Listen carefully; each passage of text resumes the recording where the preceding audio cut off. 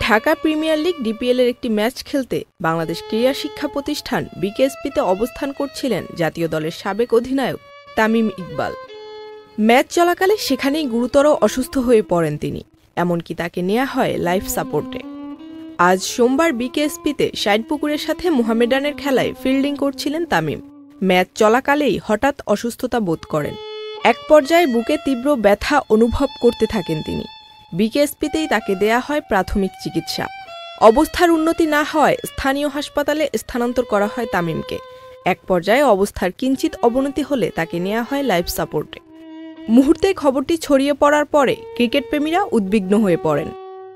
সকলেই প্রিয় ক্রিকেটারের দ্রুত সুস্থতা কামনা করছেন। উল্লেখ্য, হেলিকপ্টারে করে তামিমকে ঢাকায় নিয়ে আসার চেষ্টা চলছে। তবে বর্তমান শারীরিক অবস্থায় তাকে স্থানান্তর করাটাও বেশ কঠিন বলে মনে করছেন চিকিৎসকরা। Jerin Sumi, Channel I.